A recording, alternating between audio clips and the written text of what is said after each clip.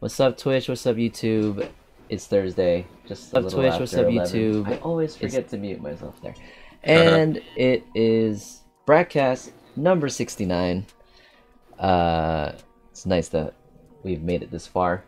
Of course, as always, we have our talented Deji in the house. So Yo, welcome. what up? I figured. Hey, yo. So Deji, tell the lovely people, you know, what our topic is today. So last week, I did go to see the new Thor movie. It was a very impromptu decision. Yeah, it just was like, I think it was the day that there was a Rogers outage. That's what it was. Oh, okay. Yeah, because I was like, yo, I don't have internet. Let me just like go to the movies or something. So There's a lot of hype to that movie. Were you excited about it?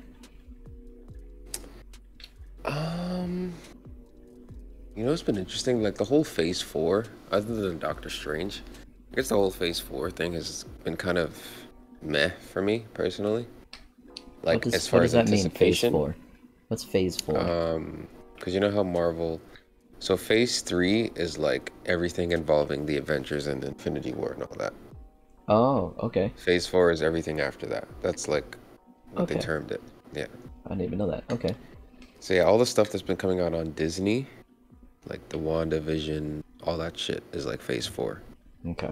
So as far as anticipation, because they're not like big blockbuster movies like the Avengers was, I wasn't really, you know.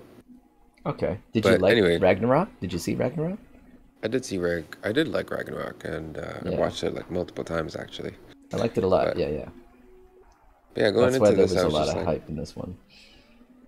yeah, going into this, I was just like, you know what? Let's see what direction they take it, because like all the main characters are like from the old, you know, Avengers team are kind of like gone now. So Yeah. Thor still got to like do his own standalone thing. So Did you see was Doctor pretty- Strange? The new Doctor Strange thing? I did, yeah. Okay, I haven't seen that But- yet either. So I haven't seen Thor, and I haven't seen Doctor Strange, but I am willing to ruin it and watch spoilers today, just for the sake of hanging out for the 69th. Have you heard of pitch meeting before? No, On what is YouTube? it? Do you see it right here What on my screen? Yep. Okay, so it's a comedian. He writes little shorts. Basically, it's a producer pitching his movie to the production company. That's the premise of the channel, of the bit. It's just one guy pitching his movie to the production company. And he's made, I will say, a living out of it because he's really funny. And he basically just speaks about the movie in a very sarcastic way that almost trashes the movie. Even really good movies, he can make them look really dumb, like the way they premise the movie. So I have not seen Thor Love and Thunder, but and there's always definitely spoiler alerts. So spoiler alerts, guys, if you're watching this right now and you don't want to ruin the movie for you, don't watch this with us. We're gonna react to this together. Let me stop this music. Do you hear this audio pretty well? Yep. Okay, good. All right, here we go. This is Thor: Love and Thunder pitch meeting.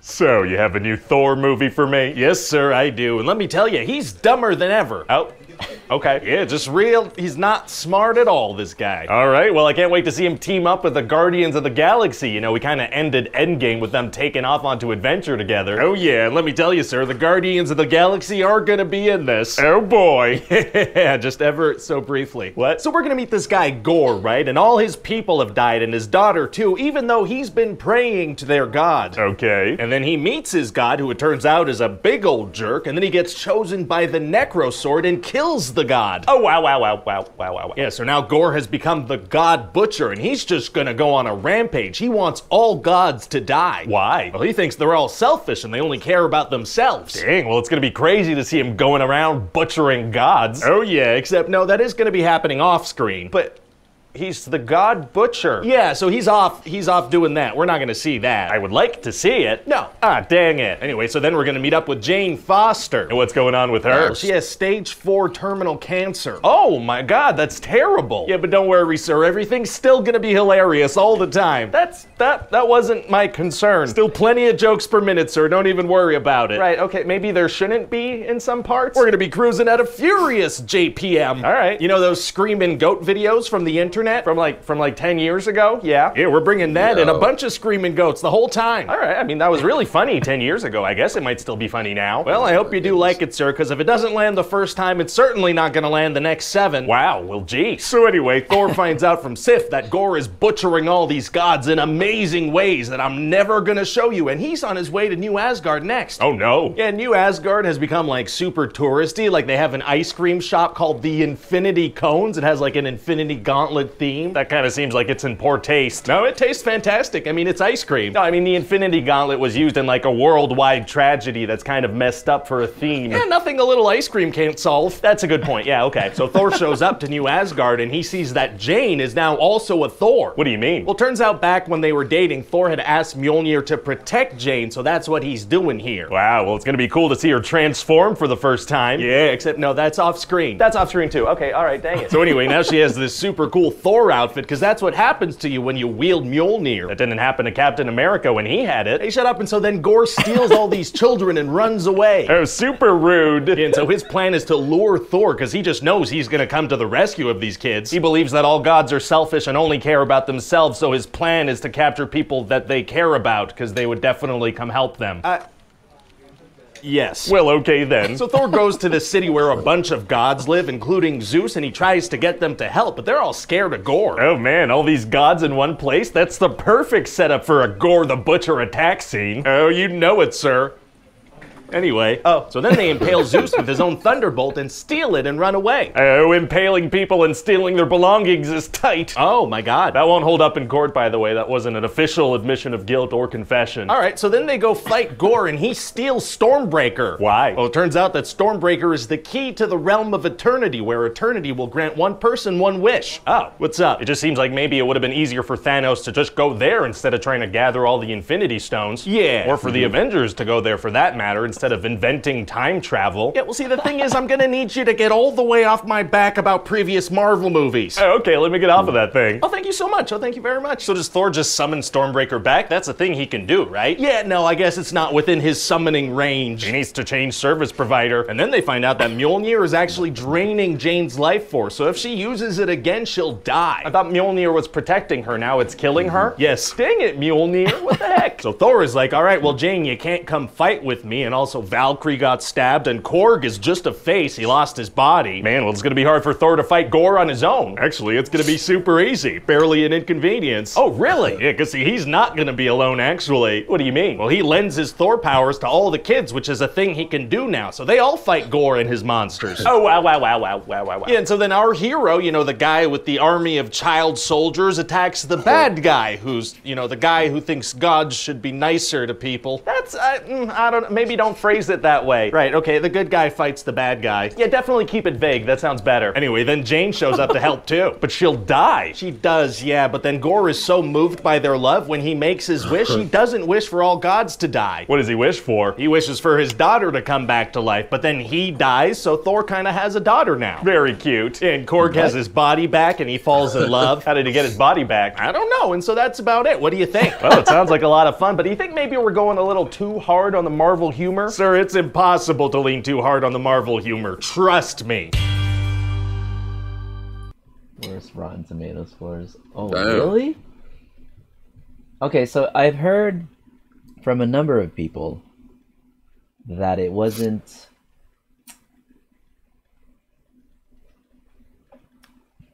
It didn't live up to the hype. But then some people are still like, it was still good though. It was still enjoyable, it was still funny. Based on the summary, I'd still watch it. It didn't ruin it for me at all.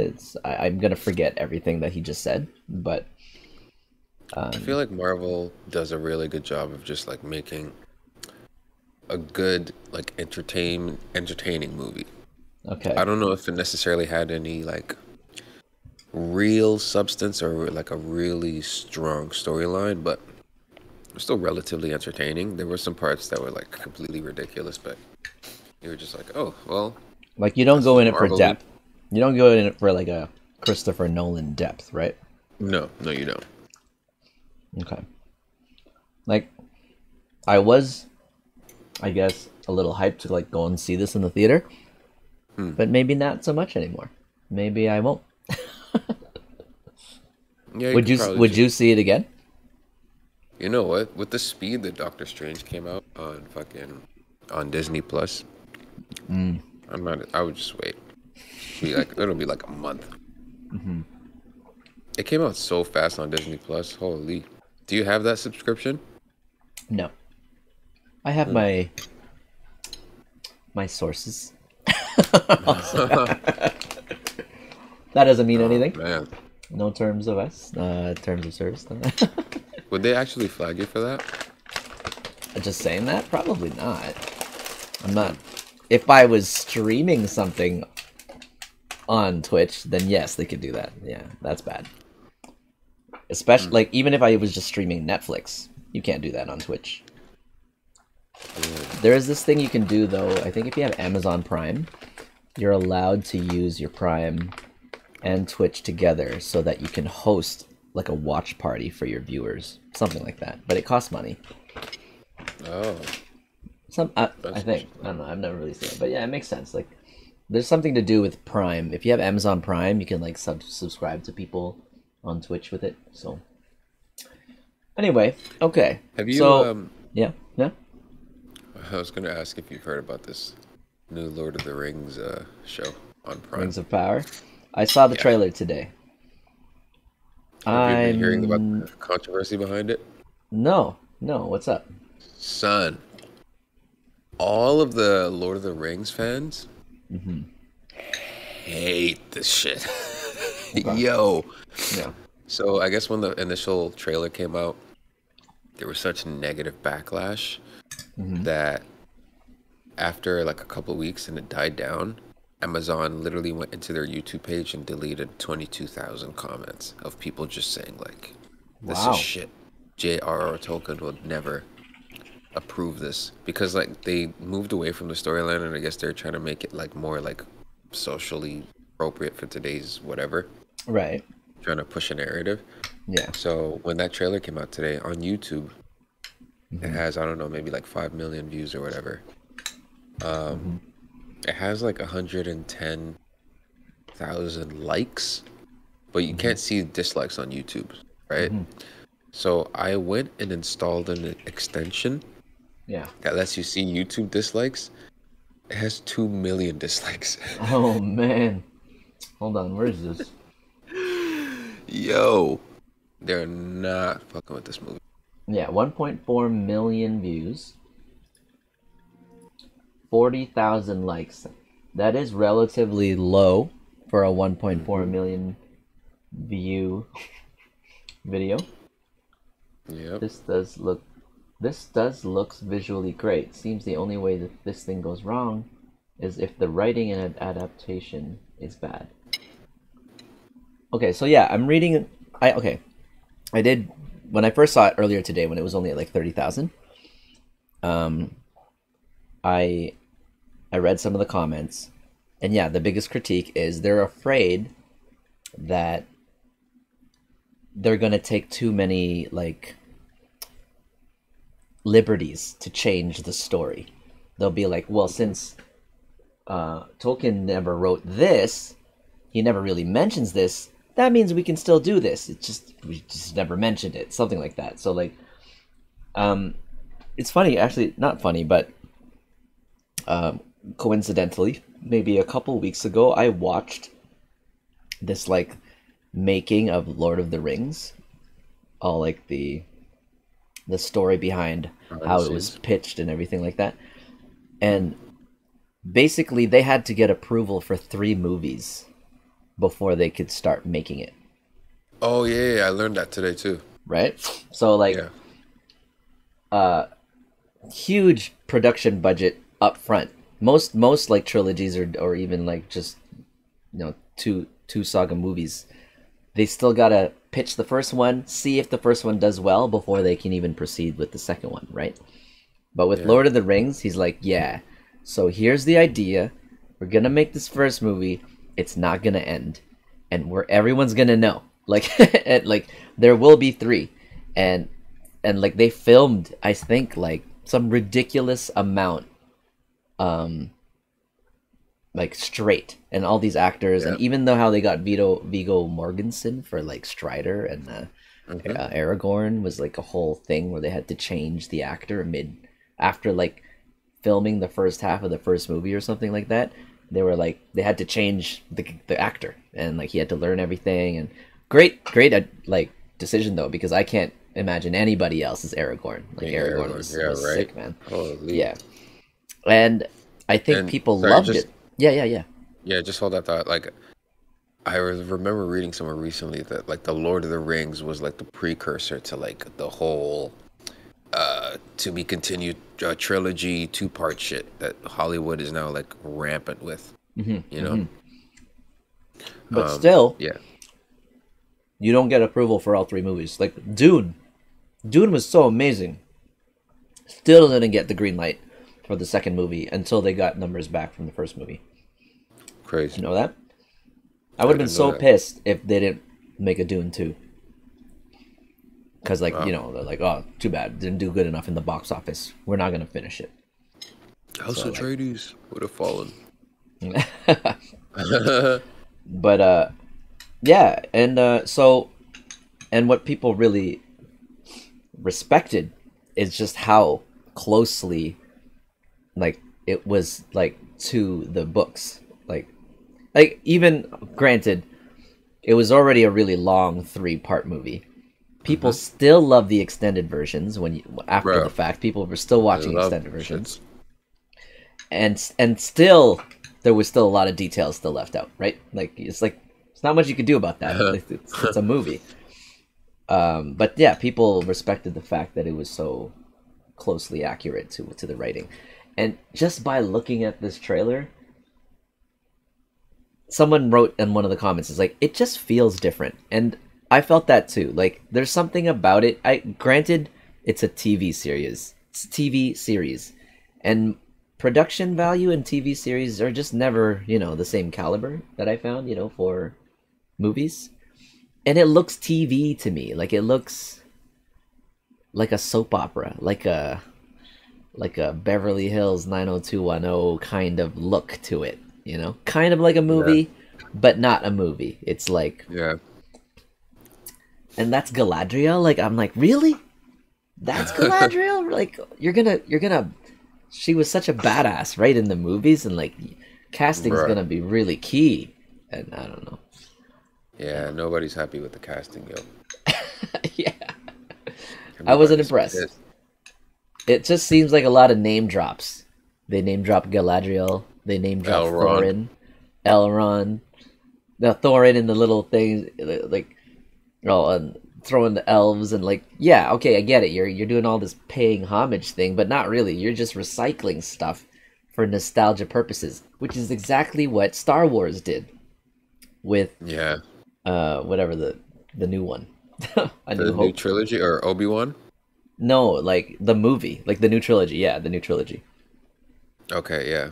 That first movie coming back, they just like threw in as much nostalgia as possible.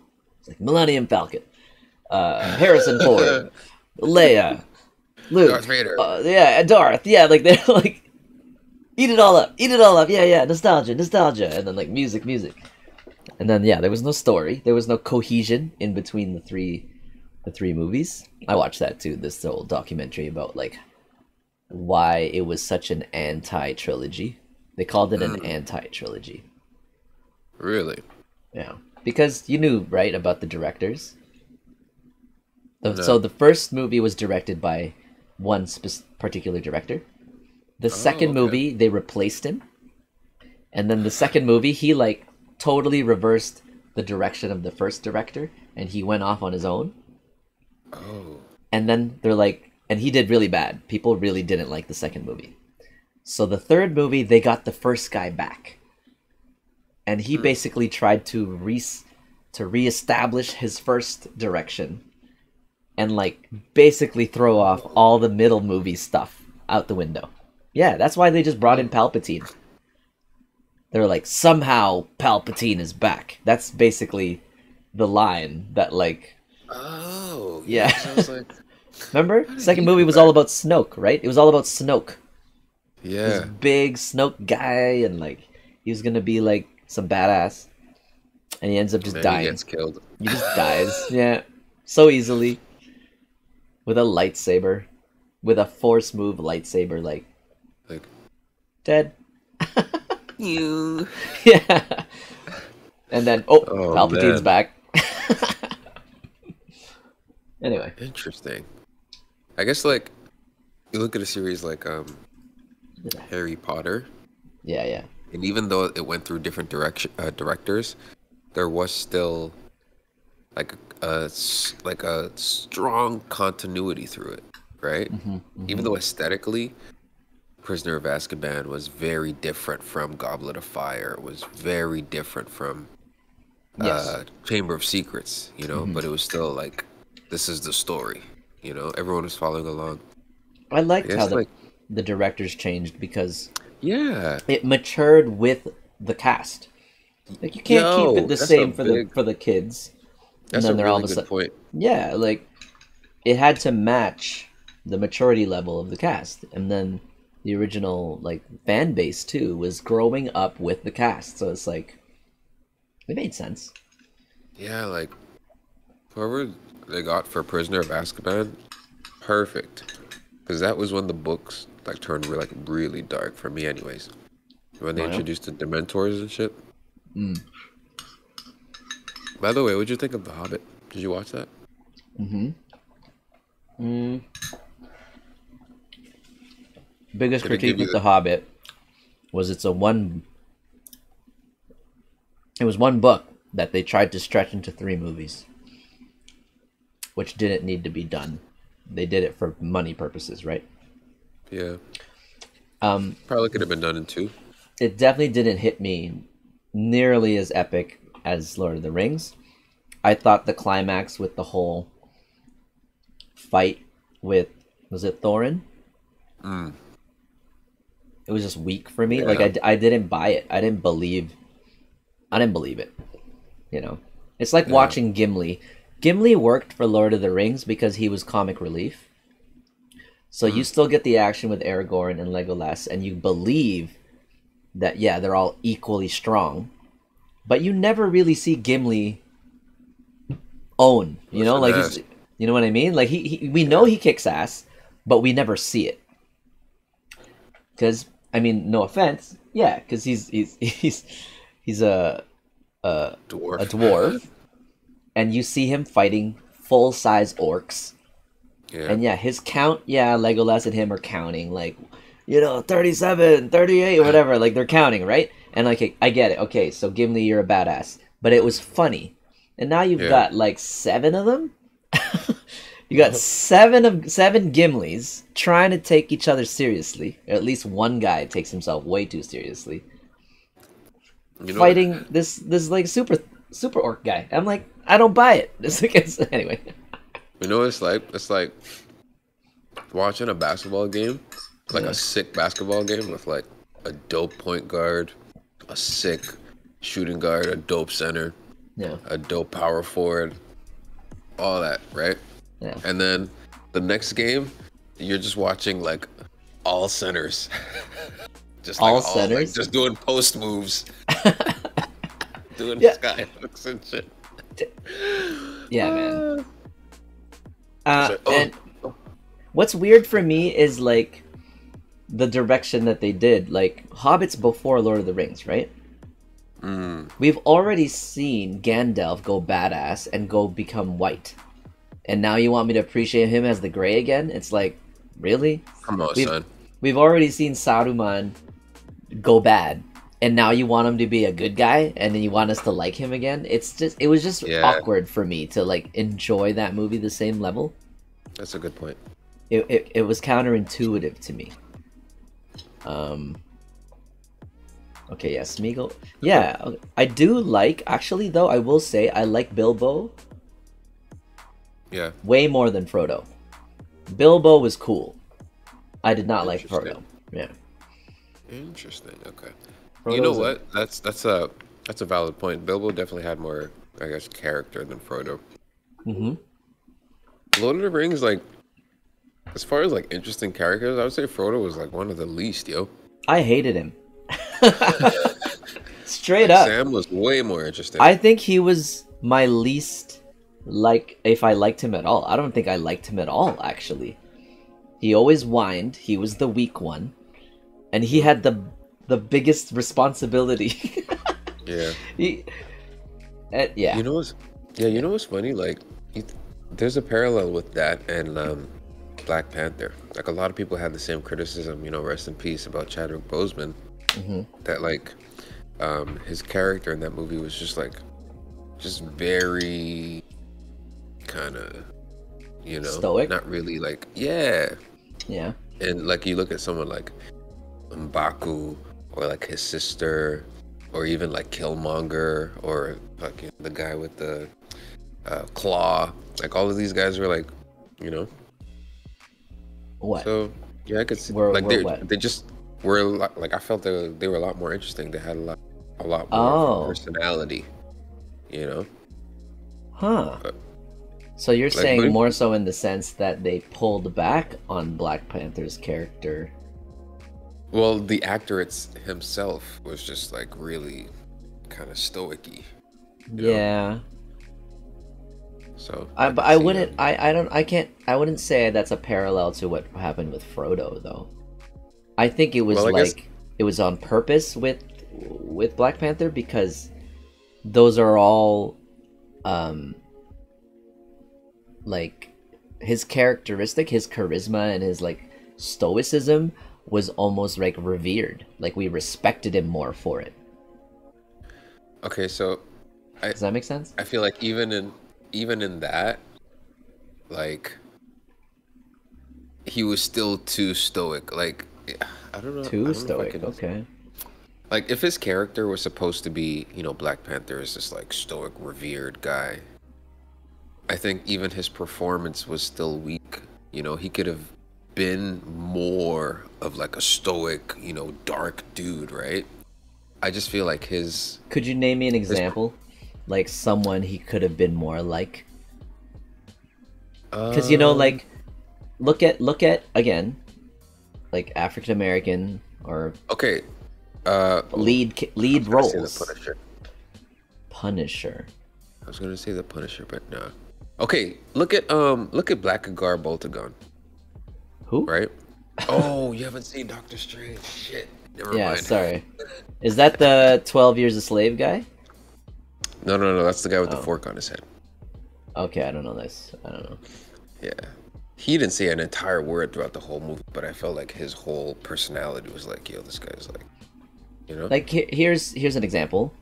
You seen Tenet, right? Mm-hmm. That guy? Because he lacked emotion. He lacked kind of like that. He Which was guy, not the protagonist. Oh, the protagonist. He was very stoic. Yes, but he had way more of a personality, even in his stoicism. Yeah, he had swag. Yeah, he had swag, but he was still like cool, composed. Like, he didn't overreact to shit. So what did you think Chadwick fell short of? Like, it was just flat? Just a lack of charisma, honestly. Like, imagine Jamie Foxx in that role. Right, yeah. Imagine Jamie Foxx in that role. He would definitely do a sick job with like a stoic dude, but he would kill that shit. Or Wesley Snipes at his prime. Wesley Snipes at his prime. Bro, look at Wesley Snipes in Blade. Yeah. I get it now. I see what you mean. Yeah, maybe I didn't actually buy it either. Is this your own personal opinion, or did you read this too? Like, it's like a common thing people agree on. When I first watched the movie, because of the initial hype that was built around it, I was expecting to be blown away, and I wasn't really blown away by the Black Panther character. I was blown away by the whole movie itself. By the whole movie, the whole movie was really good. But you're right. But the character itself, I was like, oh, cool. I just also Killmonger, noticed too. yo, Killmonger scared the shit out of me. Oh yeah. No? Well, dude, he could It's have been like- Black Panther actually from the Yeah. beginning. Michael B. Jordan. Oh, really? I think so. Like, I mean, he blew up after that movie. That's why, like, or he blew Oh, up I thought you meant separately. like he was like. I thought you meant he was like casted for it before. No. I Chadwick. think Oh, yeah, okay. no. I think his come up was after that movie. That's why Killmonger came later. Wasn't there like a Black Panther 2? There was wait. supposed to be. It hasn't come out yet. Oh wait a minute. Killmonger was in the first one? Mm-hmm. There's only been one, right? Yeah. Okay, Mhm. yeah. I've just noticed even too. the Winter Soldier. The He was Winter stoic as Soldier. fuck, but he was way more interesting. Yeah, that's what I see about like these not I'm not gonna call them spin-offs, but these like origin stories for all the other Marvel Avengers. When you look at their role in Avengers, they still seem very much featured. They just seem featured. But when you see Chadwick and Black Panther in the Avengers movies, he is not featured. Like he's almost like a background role. Do you know what I mean? Like Okay. an example would be Drax, right? Okay. Drax the Destroyer. Who's the guy? Batista. Yeah. His lines and his punchlines, his presence in the Avengers movies, not even Guardians movies, in the Avengers movies, I still felt had more Impact. presence than when Black Panther shows up in the Avengers movies. You know? Yeah. Yeah, I agree. Even Quill. I agree. Huh. Quill is hilarious. Yeah. Even That though whole he's- theme with Thanos, right? Like, how often did you really see Black Panther interact with Thanos? You just didn't. Not really. Yeah, they like fought in Wakanda. He got like dusted, and then he came through the portal first, and then Yeah. he like ran with the glove for a little bit. and that was Yeah, he about did it. say he took the glove a little bit there, and he's like, yeah, and he's like, get this man a shield, you know, like that line. Oh wait, no, that was a different movie, was it? I don't even know if that's Avengers or if Infinity that War, was... the first one. Okay, that was Infinity War. Okay, at least But he you said... know what? Yeah, He did have cancer. yeah, I know. But maybe let's cut him some slack. So you Maybe he was think just tired. you think the role was catered to him then because of his cancer? I don't know. Actually, I don't believe anyone knew he had like while they were filming or something like that. Like he Oh. kept it a secret up until a certain point. Oh, jeez. Okay. Yeah, so Yeah. But I mean, yeah, that maybe it's just him. The guy is just not. I mean, I've heard he's done a lot of really good movies. I haven't seen them. I don't know. I don't really know his like. he was in His, Jackie Brown, like the baseball movie. That was pretty good. Right. I didn't see it though, but yeah, I heard about that. Pretty good. Okay. A little bit of a tangent there with Yeah. with It's all good. trilogies and well, no, we started talking about Lord of the Rings, Hobbit, into trilogies into Harry Potter, and now we went into the Avengers, which is now full circle, brings us back to Thor. Well done, Deji. Nice. But okay, so you wanted though to talk more about even just like gods, like how we view gods. Do you believe in God, Deji? I do believe in God. I don't know, man. I just like when I was watching the movie, it was funny to notice the interaction between like Gore and his god in the first scene, Okay. and it made me just think about how a lot of us would feel if we got like the chance to have a face face encounter with like our God or like a higher power or anything supernatural that was like unbelievable, like undeniable. You know, like how would we all respond to that? You know, Do you think it'd be similar to reacting to an alien, or way more different? Well, you know what's interesting? In the Bible, a lot of times when angels would appear to people, would like appear in front of a crowd, they would often say, "Do not be afraid," right? Yeah, yeah. And I guess traditionally, angels are portrayed as like floating humanoid people with wings, but right. There's been like deep research that has gone into what an actual depiction of an angelic being in the Book of Revelations would look like, and it's basically looks like something that came out of like Resident Evil. Like it's like 50 eyes, like what? 8 wings, bro. Like I saw one of these renders on Instagram like months ago, and this scared the shit out of me. Okay, I'm looking this up. So, like, what am I looking up?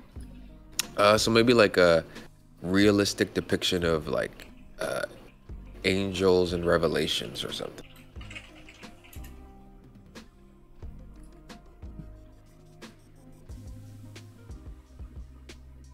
So like when I was seeing, I wish I could pull up the higher resolution render I found on like Twitter. When I was like looking at these things, man, I was like, yo, imagine this appearing back in the day. Like, of course you're gonna say, "Do not be afraid." That's the most. That would have been no, like. but why would an angel look like that though? So. Are we accepting the fact that an angel is not a past soul? Like, was it not a former human? Is it something already godlike? Well, okay, so to the best of our knowledge, right? Angels were created in heaven and they were supposed to like serve God, right? Then when God made humans, he made them. So most of the theories would, say, okay, humans like look like God physically or whatever, right? Right. There's not necessarily, I guess, a specific depiction of an angel, and they're just pulling off like could potentially be, because yeah, man, like when I used to read the Book of Revelations as a little kid, man, that shit was like crazy. Like animals with like multiple heads, multiple eyes. Oh, there. This thing. You see it? Hold on. It's Instagram too. Is it? There. Similar. Face. Oh man, that's even more scary. Is this even more scary? This looks like a like monster. Japanese. This looks like a monster from like Labyrinth, dude. Like. Yeah, right. But yeah, in the scriptures it would say, and the creature had 10 eyes and stuff like that. Oh, it did. 3, 4, 5. Yeah. This is So 12. Okay. Going back to your point as to would we have the same reaction if it was aliens? I think so. Well, okay, if we were made in God's image, that means we have to envision that God looks like us, right? Yeah. Mm-hmm. So, yeah, it's never really described what angels look like if they were made in God's image, or maybe he was just like having fun with like, let's just design something like how a kid starts mixing up Lego. You know what's interesting, like looking at this picture too, like the fact that it's that singular piece of like the human body that's multiplied, and that is what like creates that unease. It probably wouldn't be the same type of unease it was like if it was ears or multiple mouths. I feel like the eye thing, Yeah. because they say the eyes are the windows to the soul. Yeah. I feel like the fact that there's like multiples of it is also like, I don't know. I just get like weird, paranoid fucking theories. But you know what? right? It kind of makes sense. Well, okay, we were made in God's image, but then all these other creatures and animals apparently don't look like God. But an angel is something that serves God. And then, yeah, all these animals, we have, as humans, Oh, you know what? we've given purpose to all these other creatures. They serve us too, either as food or whatever. Like, you know, horses, wings, like... Excuse me. We always figure out, like, a utilitarian way of like, utilizing all the other creatures and living things in the world. Wood, whether it be, like, trees and, like, you know. Yeah. So it makes sense that an angel could be of multiple creatures, like this, like a mixture of a bunch of different creatures. Like this has scales, right? Not just wings from like a bird, but has scales like from a fish, or could even be reptilian or something like that. Multiple eyes, maybe that's coming from like a spider, you know? Man. So yeah, maybe it's some like What's the caption say? a chimera of things. A biblically accurate angel look by this person. What would it look like if angels were visually represented exactly the way they were described in the Bible? Here you have it. Very Guillermo del Toro, don't you think? Which is what I said, like the labyrinth. Or Pan's Labyrinth, is that what it's called? Yeah, Pan's excellent Labyrinth. work by Lizzie. Okay, well then, yeah. Yeah, so I definitely think people will have the same reaction to aliens. What do you think your reaction to an alien would be? If I see an... Okay, well, yeah, fear first. If the alien says to me, do not be afraid, so it speaks my language, I know it can communicate with me, yeah, I think immediately it would lower my anxiety a little bit if the first words that come out of an alien is do not be afraid. If it's some sound that I don't recognize, like Predator. Oh my goodness. Just make some sound, I'd be even more scared. I'd probably be like I'd be expecting immediate death.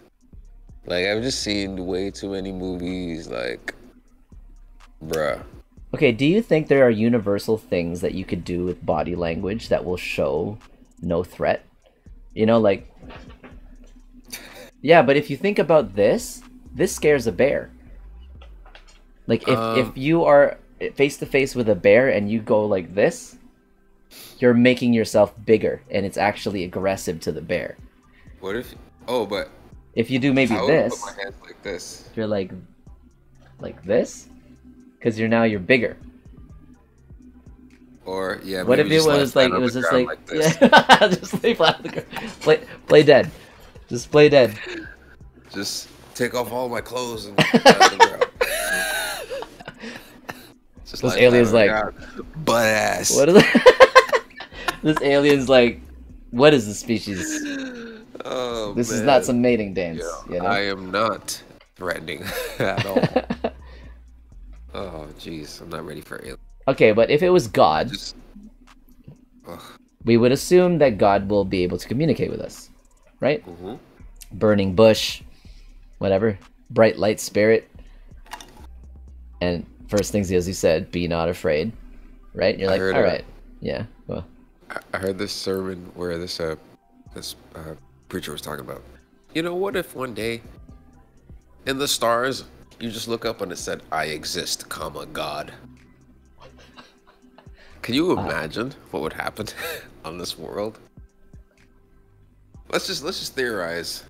For instance, like what would happen? Probably like churches would be like immediately hacked. Okay, I wouldn't. Then it'd be undeniable. I wouldn't see it. I wouldn't see it happening in the sky. Like that would mean, because if you think about it, there's billions of us all over the world. We would all have to see it at the same time if he's trying to communicate to all of us, right? And that would have to be it. Like, yeah, everyone sees it at the same time. Yeah. So I imagine more of like that whole, you know, all the TVs or something. Something pops up on the TV. But then I think God would be smart enough to think, Nah, then they're gonna think it's fake because it's on the Fake. TV. Yeah. So it would actually be some sort of thing in front of everybody, like within like five, like everyone in front of wherever they are, something appears in front of everyone at the same time. That makes sense to me. Yeah. You know what's funny?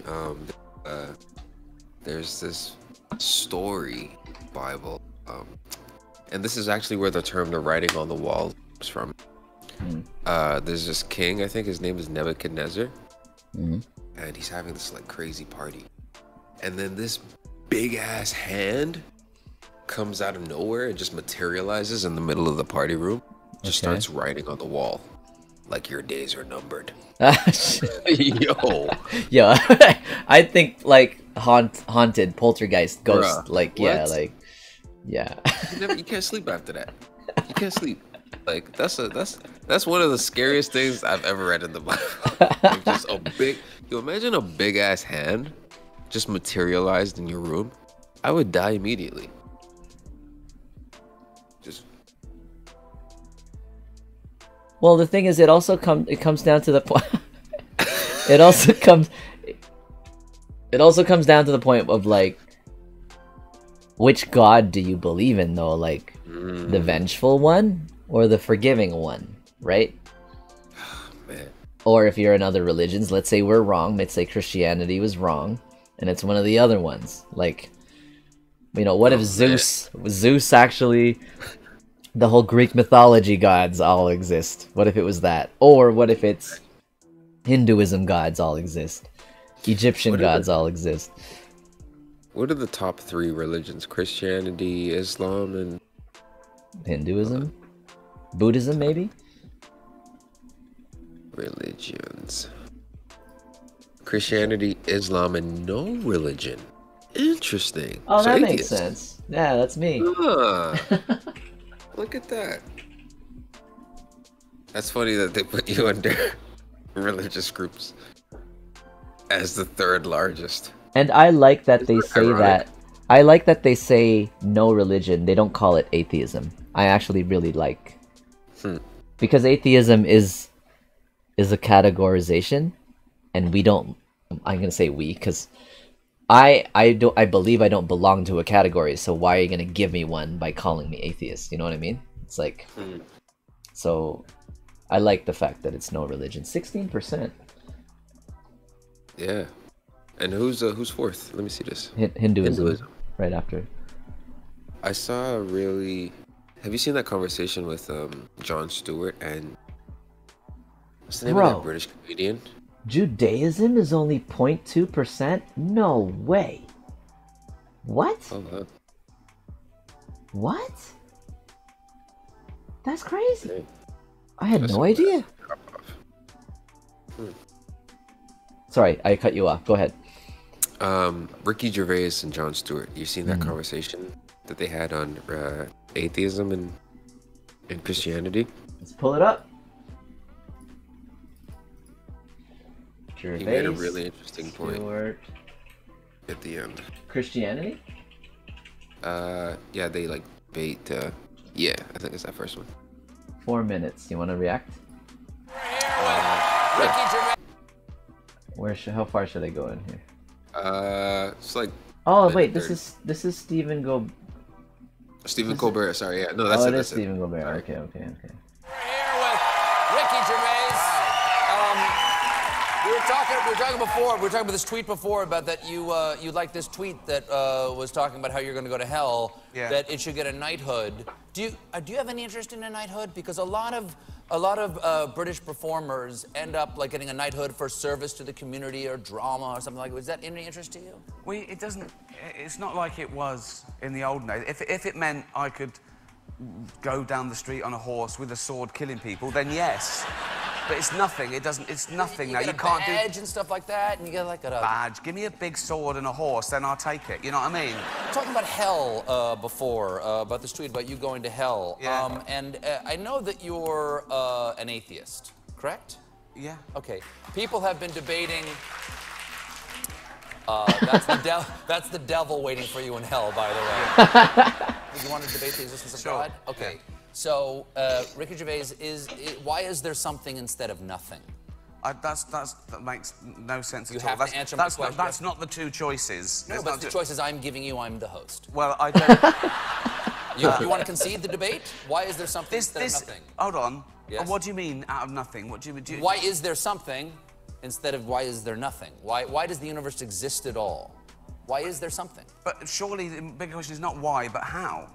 Well, why is irrelevant? Okay, fine. How is there something? Because you think of God as the prime mover. How is there anything instead of nothing? I don't. This is a ridiculous Is there a premise. prime mover? Is there No. a demiurge that started everything? No. Well, outside science and nature, I don't believe so. Because the interesting thing is, this is the thing, right? So, I'm an agnostic atheist, technically. Agnostics means no one knows whether there's a God. So everyone's technically agnostic. We don't know. That's true, So that's true. an agnostic atheist is someone who doesn't know there's a God or not, as no one does. So you're not convicted of your atheism? Well, You're I not am. Sure. No, I am, because atheism is only rejecting the claim that there is a God. Atheism isn't a belief system.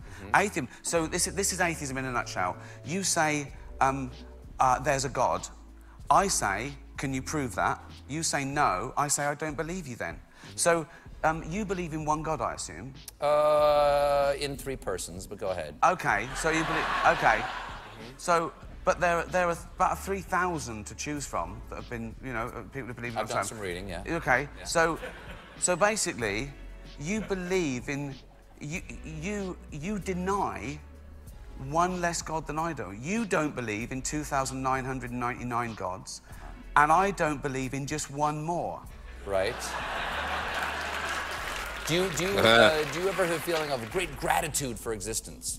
Of course. Do you ever have? I know the chances are billions to one that I am on this planet as me and never will be again. And I know I can't convince you that there is a God, nor do I really want to convince you there's a God, but No. I can only explain my experience, which is that I have a strong desire to direct that gratitude toward something or someone. Of course. And that thing is God. We're mortal. We want to make sense of nature and science, and it's too unfathomable that everything in the universe was once crunched into something smaller than an atom. But you don't know that.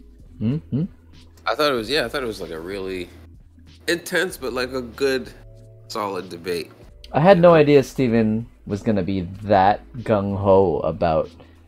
Oh, like, yeah, it almost sounded like he was ready to try and convert Gervais here. I've had conversations like this, dude, with people. I don't like... Really? Okay, can I finish this and then we'll talk? Yeah. I'm actually really curious how this ends.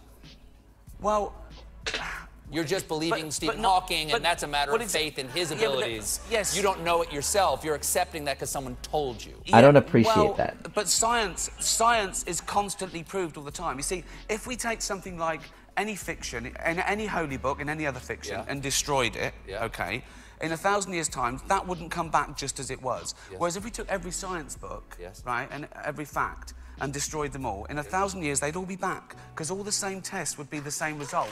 That's good. That's nice. really good. I do like that. That's really good. I don't need faith in science. I don't need faith to know that probably if I jump out of a window, every other time someone jumps out, they smash to the ground because of this thing called gravity. And I don't. then- Yeah. Satan would be raping you.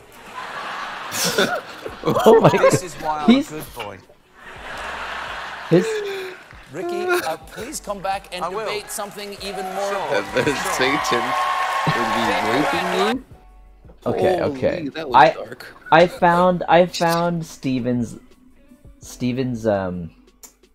angle here was a bit righteous. It was self-righteous a little bit, and I didn't like it. I didn't appreciate that tone. Whereas Ricky, I'm not a fan of Ricky Gervais, his comedy, or even just his character. But he carried himself here so respectfully, which I applaud. So. But Steven, no, I was like, what are you doing, dude? Yeah, it's your show, but if this is like how you want to represent Christianity, you're not doing a good job.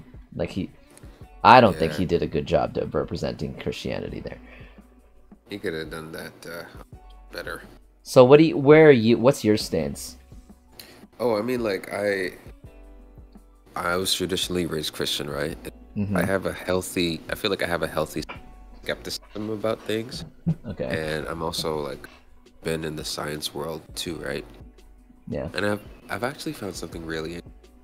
You hear stories about how a lot of scientists are actually very spiritual / religious people because due to the things they're exposed with, they can't fathom all of this just being like random, you know? Yes. Yes. And then at the same time too, in my meaning of things, it's well, Christianity came from, I don't know, colonizers who taught this stuff to like the African people, and there's all this like weird shit that happened, like just missionaries preaching the gospel, and then you hear about like certain books in the Bible not being included, and you know about just how man has used religion just like be terrible to other human beings. Like I did that whole like Medium thing about it.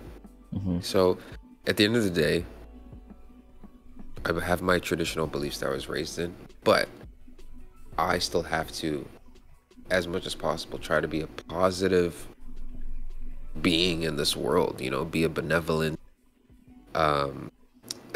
being, be understanding, be empathetic to other people's shit like that, like, you know, because I'm not perfect, so fuck, treat other, it's, at the end of the day, treat people how you want to be treated. Okay. I'm in no way here trying to challenge you or convert you or whatever like that. This is for the sake of the podcast and like for the sake of the discussion. You mentioned benevolence. Before you mentioned, you know, treat others the way you want to be treated, golden rule. I get that. Makes sense too in a certain level, but I'm willing to challenge that too. But like benevolence. Why? Okay. Why? What do you define benevolence as something you are obligated to practice? I believe benevolence is also in self-interest as well, because like generally the equation is if you put forth good things into your immediate space, into your community, generally good things will also come back to you. And it's just like, it's a net positive, you know, as opposed to if you are negative environment, you're probably gonna just reap stuff also affect you. I think it's interesting how your understanding of benevolence. Okay, it's the quality of being well-meaning and kindness. Yeah. Kind-heartedness, big-heartedness. Because I thought there was something to do with selflessness. I thought benevolence was selflessness as well. Maybe not necessarily. I guess it's not, just like yeah. being kind, and because like the world is cruel, man. Motherfuckers, like I saw a kid riding a bike as I was driving down the road, and he was trying to figure it out. Yeah. This probably like 7-year-old black kid, and he just like fell on the sidewalk, and I literally like stopped my. Hey man, you okay? I thought he was hurt, but he just like looked at me. He was smiling. He's like, yeah, man. I just drove away. So it's just like, yeah, I took the time out to see if someone was all right, and he turned out to be completely fine, and he had like a little funny moment, and I was like, oh, cool. Yo, that's so funny. Like, I was walking in Toronto. I don't remember where I was I just remember I was walking. There was daylight, and okay, and now I remember Center Island. And all of a sudden, I look up from like looking down at my feet. I look up and I see this man tumbling. He's like rolling. He was walking a dog, and he's rolling, but I only caught the tail end of it. He had like AirPods on too, so he's like walking, and I'm approaching him. And at that point, I just put my hand up. I'm like, are you okay? Right? I motioned it with my hands, and then he's like, and then I said, sorry, I just caught the tail end of that. Are you good? And he's like, yeah. Basically, his dog circled him real quickly with the leash and then tugged, and then he fell over the leash. Like he tripped over the leash, and he was fine. But I think also I know what you're saying. I think he just appreciated the fact that I acknowledged that I saw him tumble, and I didn't play it off like I didn't see it. Yeah. And then I shown actual genuine concern. I'm like, "Yo, you okay?" Like that looked a little rough. And he's like, "Oh, I'm fine. I'm totally good. I just didn't want." And he was even worried that he freaked his dog out because like his dog's just walking all of a sudden and he's tumbling forward. But okay. Yeah, And yeah, the golden rule, you said that too. Now, disposition to do good because it feels good. But like when before conscious thought, any kind of living thing out there, their primary, I think, urge is survival. Right? So this whole treat others the way you wish to be treated. Well, you see a piece of food, and there's you and your opponent. Maybe your competitor. I won't even say opponent, but like, there's one piece of food, but there's two of you. You don't know each other, right? Intelligence. There's a certain level of intelligence here. Do you attempt to communicate? Do you attempt to like establish dominance? Do you compete for the piece of food, or do you share? You know, like you cultivate. And it's like there's different levels of decision there based on your intelligence. And when you say golden rule, treat others the way you wish to be treated, that's a very much community-based level of intelligence. But if you're a nomad solo guy out there just trying to survive like a solo caveman, you don't think that way at all. You're alone, right? So you're not going to think treat others the way you wish to be treated. You're like, I got to look out for myself. I'm number one. This other guy's got to die. Like, you know what I mean? Like, yeah. And I kind of look at that, and I don't look at that person and think, oh, he's evil, or I don't look at that person like, oh, he's wrong, or he's a bad person. That's just his level of understanding of the situation. Yeah. And it's like, it's nature. I just think that's nature. Yeah, and I certainly agree. Like, nature, like there's a certain amount of resources, right? So you happen to be in a situation where there's now limited resources. Yeah. And depending on the limitation of the resources, it's either you, then that's just a decision that comes down to like survival of the, right? Yeah. That like it would almost be more of a sin because of benevolence for die at some point. Like, you know what I mean? Like there is a balance, right? Okay. In a situation where the resources are limited, but you can still share both of them to a certain degree, I would go for that, because in that situation, at least there's an established camaraderie and there's a possible chance of getting more resources, right? But like, again, everything depends the level of, all the different factors, right? Okay. So now I'm gonna take it a little further by also reverting back to what Stephen Colbert said. He said there is a large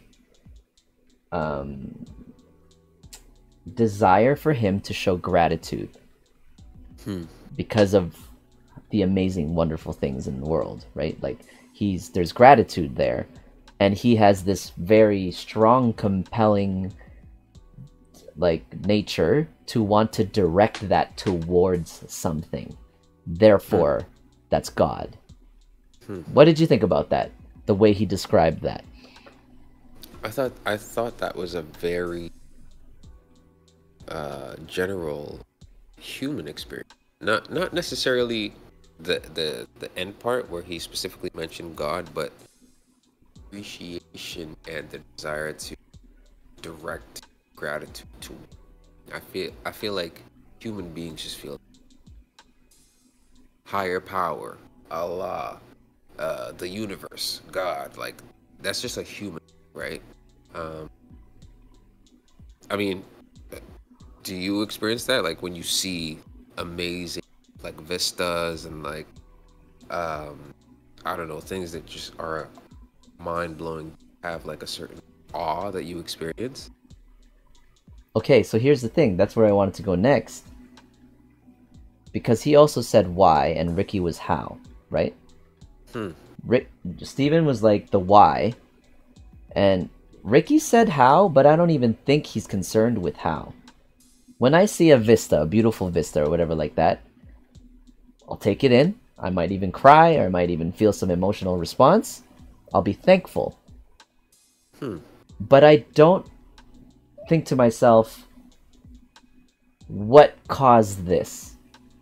Or why is this here? Who should I thank?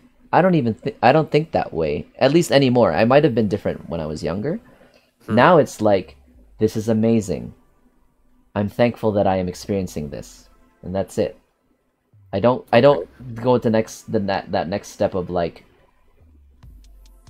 who is responsible for this, or what is responsible for this, where I can direct my gratitude. No. All I know is it's there, it exists, and I appreciate it. You know what I mean? Yeah, and that's oh, sorry. That's completely fair.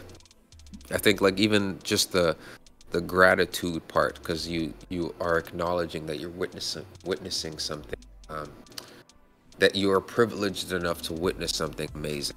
Yeah. Or be just beauty in anything, yeah.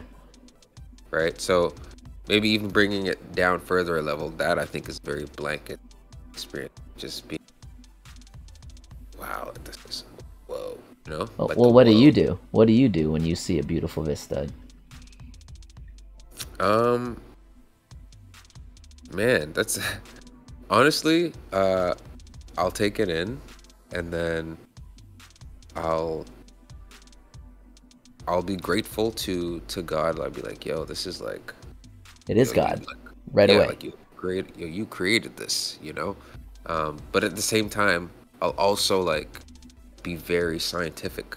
You know, I'll be like, wow, that is hundreds of erosion, and that, like, if I'm like looking at mountaintops, and like the temperature up there is probably like minus 60 degrees. Like, I get very like spiritual, and then I'll also get like very left brain, right brain, you know. I'll be like, well, it'll take a human being probably weeks to climb up there, you know, with their measly human effort, when this like huge piece of earth thing is, you know what I mean? Like, I just get very, so okay. I try to I don't know, I guess it's part of just the way I navigate life in general. I just try to see all angles.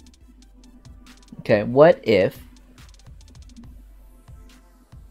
your appreciation, it's based, okay, so this, you're looking at something and you perceive it as beautiful. But that's your own personal opinion about what you're perceiving.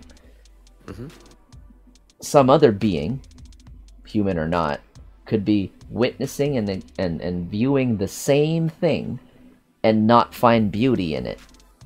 Therefore, they don't feel the need or the reason to attribute it to something, to give it a source. This is just how it is. Like when Steven said, you know, how can something come from nothing?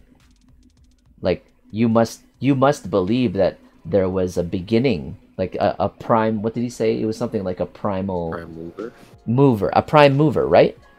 Yeah. That was an assumption that he just made. Like, where did everything come from? And it took me a long time to understand this too, because humans, any living thing has a beginning and an end. It's finite. Our existence is finite. We can't comprehend eternity. Yeah. And, well, generally that's what they say. But honestly, for me now, I'm fully comfortable with the fact that everything was here always. It's always been here. It's just been in different forms over, you know, whatever, billions or trillions of years of however the long universe has been around. And according to what I just said, it's always been around. Like, the universe has no age. Yeah, we're counting in terms of time because of our finite understanding, but the universe has always been here. There's just changing in forms and different, like this. At least this is what I think now, you know. And no one has to agree with me or whatever. I'm not trying to convert you either.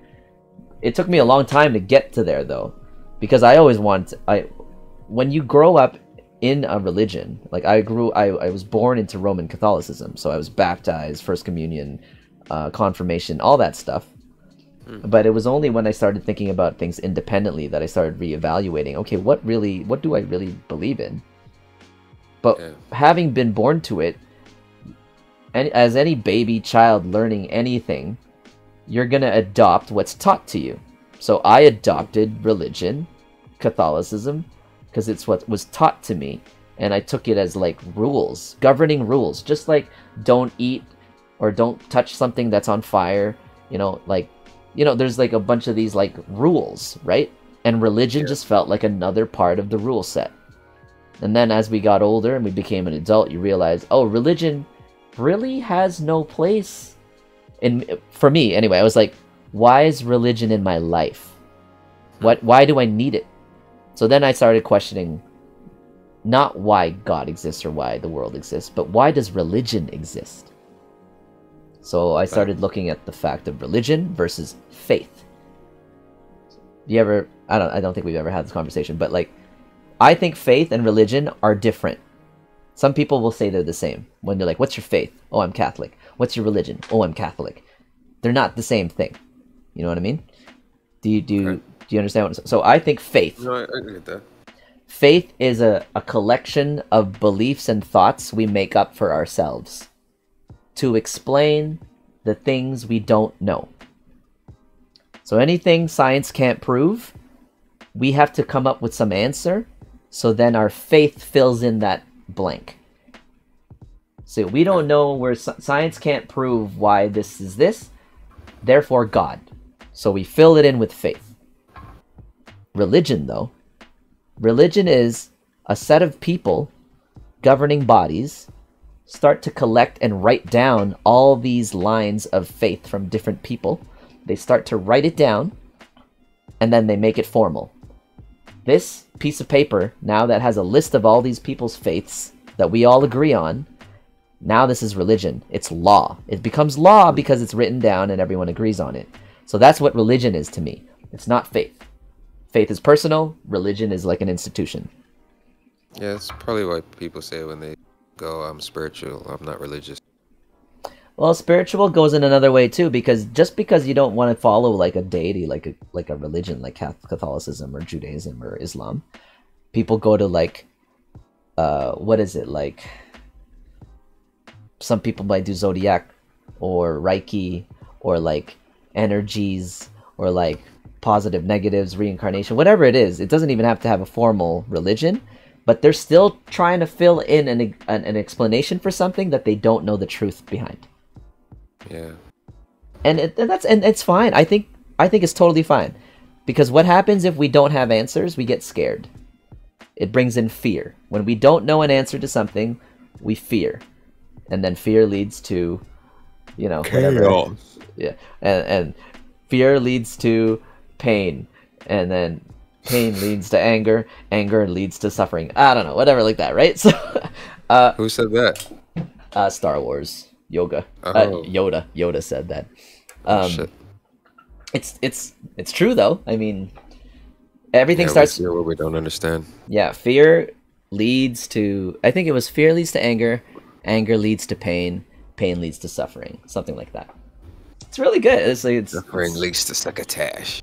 Yeah, and suffering leads to the dark side. Dark side. Anyway, this is just it's taken me years to kind of like really feel confident about that. And I now realize it's like, I don't need religion because I'm not scared. What happens when I die? Damn, you call Christians pussy? I'm kidding. What? I was like, damn, you calling Christians pussy? No, it's just a different level of how they want to deal with their fear. Me, some people are very concerned about what happens when I die. They're like, will I go to heaven? Will I go to hell? Is there even a soul? Will I be stuck in purgatory? Will I be reincarnated as a fish? Or will I be reincarnated even in a higher tier of my class because I earned it? Me, totally comfortable with when I die, my existence is over. And that's okay. Some people aren't okay with that. But it took me a long time to be like, all right, I'm done. Yeah. That's, My life, I mean, yeah. No soul. This might sound kind of messed up, but I've said before, you know, sometimes I just wish I wasn't born, so I just wouldn't have to deal with all of this. Like, that's the thing, man. You didn't choose to be here. so I just wouldn't have to just deal with any of this. But at the same time, knowing, realizing more and more, like coming to touch with my mortality is like, it's pretty scary, you know? Oh, you are?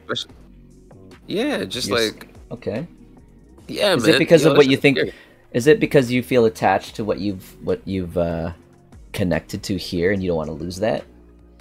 I know nothing else. You I know nothing else. Okay. That's right. And it's like the concept of being here. It's just So pretty scary. But if you, let's say, okay, knock on wood, one of us or both of us, we pass away tomorrow. No, I will live till I'm 100. Okay, so knock on wood, right? And you're gonna be like, you would have regret. You'd regret that you didn't have a longer life where you could have experienced way more. But then where's that regret coming from? You're gone. So like, what regret? How can you regret when you're gone?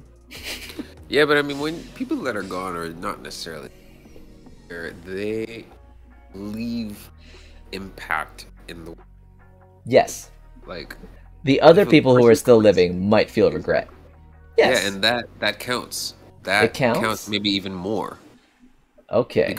Because ideally, we're not supposed to be about ourselves. We're supposed to be about the people around us, right? Like, as a species, right? I think nowadays everything is very medialized, but that's not really how humans operate. We are really community beings, right? Yeah. So I think even the regret wouldn't really have to do with you. It'd have to do how you left the people that you loved, right? Yeah. Kobe's gone, but we're all fucked up. We all wish he was still here, you know? You want to hear something pretty like bleak? Like dark and empty? And then we'll wrap it up. Yeah. Okay, I heard this in a screen rant. No, this might be a little depressing, but okay, maybe I shouldn't say it. But you know what? I've already introduced it. We're gonna end it off here. But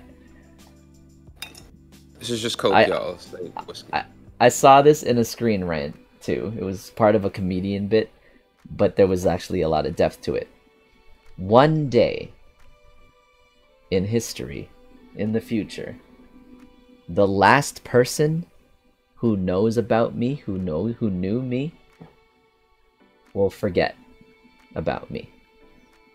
Like, it's not even just our existence or like here on a piece of paper like that. Like, could have been anyone I know, could be like my grandchildren, whatever like that. But at some point in history, the last person who can remember me will either be not around anymore or will forget.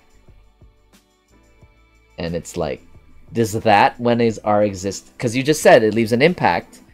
If we die, there's regret, and that that's even more important with what it passes on to the other people around us.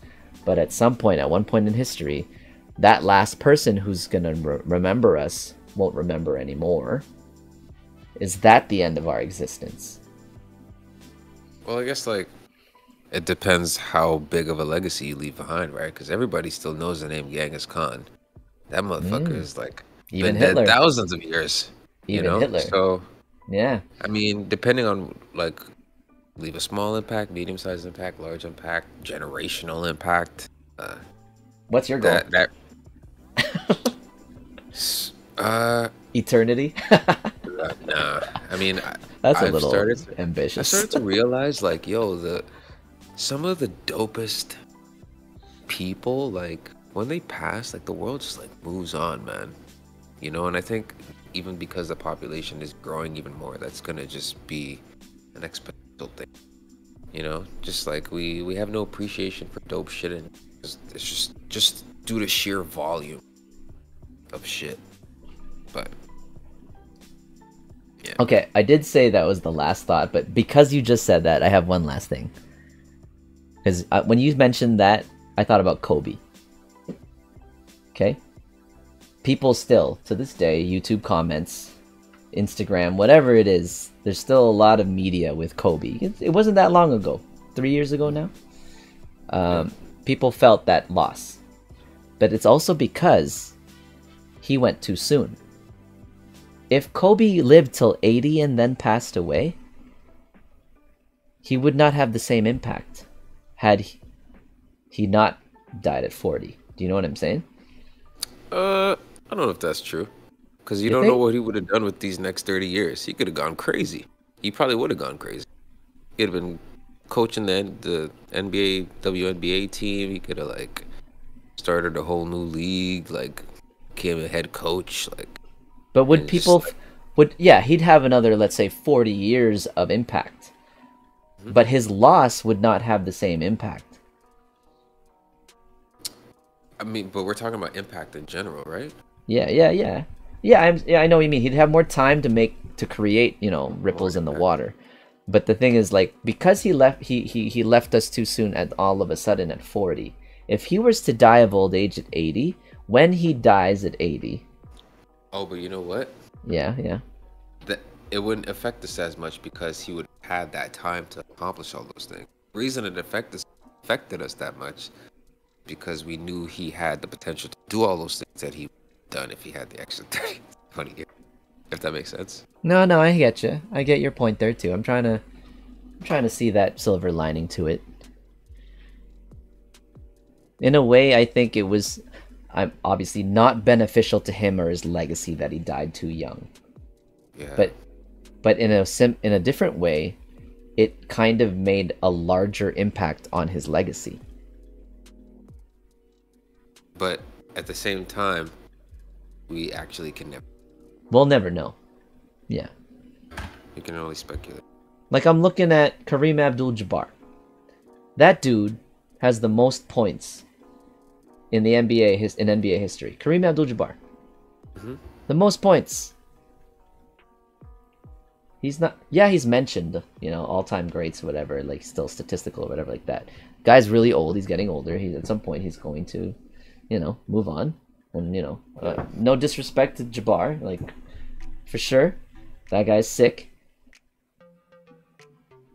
But he's already starting to, like, people aren't really regarding him as the GOAT compared to Jordan, LeBron, Kobe. Now Curry's in this conversation, Shaquille, dominant, whatever. He's just the guy who's got the most points in NBA history.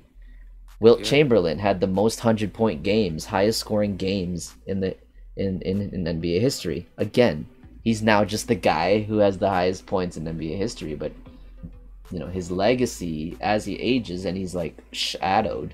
Jordan is still the guy, I think, like, he's been out of the game for quite some time now, but still is being defended as still the GOAT, right? That I think that's some crazy impact. Kobe came close, but no one ever thought Kobe was better than Jordan. Yeah, I think because, like, Jordan was, like, the first basketball god. Like, Wilt Chamberlain was never a basketball god. Yeah, he was who's dominant. The first person you mentioned? Kareem Abdul-Jabbar. Yeah, he wasn't really a basketball god. Like, Jordan used other their fucking pants, yo. Yeah, Jordan You know? had, like, influenced where the game went. Yeah. Big guys So back imagine- then, no offense, but, like, the big guys back then didn't change the game. Like, they just hook everything. Or they dunk and they back up and then they finish. But Jordan changed what the game is. Other guys who did that, yeah, Iverson changed the game. Curry's now changing the game. And I'm going to say, too, LeBron didn't change the game. Statistically, he's a contender, but he didn't change the game. You know what I'm saying? I was Kobe thinking, like, Kobe didn't change it either. Yeah. if Jordan were to like pass like right after sixth, like the year after the sixth ring, packed with, you know, because as he's tired and grown older, his legacy has just been steadily, you know, steady, you know, and it's accumulating. I'd say it's tarnishing. I think over as he gets older, it's tarnishing. It's Yeah, like but I mean, resting. that's true, but he's still regarded as like he's Yeah. still like that Jordan name is still there. You know what Yeah. I mean? And we don't know what the impact of died right after that sixth ring. Would it have been this crazy worldwide sadness to, you know, just like, oh, Jordan Yeah. died. Dude, I think it would have been the same as what happened with Kobe. Kobe's last game, he scored 60 points when he retired. He had 5 rings, you know, with like 2 dynasty teams. Like one dynasty team, but like 2 lineups. Like he had the Shaq Kobe period, and then you had the Kobe Gasol period, right? And he got, but Goat. anyway, that was a good one, man. That was a good talk. Thank you, 69. Next week, I am shooting a wedding, so I cannot hold 70 next week. We're probably going to be off next week. What's the Friday? Day is the Friday. Oh, the Friday after? Is that a July? It is July 22. Have that? Oh. Potluck? Oh, you want to have it on the 22nd? Yeah, I'm down. Was it? Your mic cuts off, like, in between. I don't Sorry, hear maybe the everything. 23rd. We'll see. I was like, 22nd is neat. Okay, yeah. 23rd is that hip-hop thing. But that yeah, I don't have to stay there all day. I want to go to that thing during the day. What is that? I sent the link in the chat. The whole it's like DJs like it's just it's like a little music festival. Like I think there's like drum and bass, jungle, hip hop. Might even be jazz festival. It might even be jazz too at the Woodbine Beach area. I just want to check it out. It was free, so it's like. Anyway. All right, guys. Thank you for watching. For those who came out, I know no comments, but I did see the viewers, so thank you guys. Our next one will be. Yeah. Comment down below what you guys think about gods and faith and religion and the new movie Love and Thunder, or Lord of the Rings of Power. We went everywhere. We went everywhere on this talk. Yeah, but our next one will be BrackCast number 70, probably in a couple weeks. Thanks, guys. We'll see you next time. Peace out. Follow the Fire Pit. Follow the Fire Pit. Links down in the description. We just did episode 40. Just like last year. Oh, congratulations, Fire Pit. Thanks, man. Yo, I tune in. I tune in whenever I get that notification. Nice. But yeah. All right. GG's. Peace out, guys.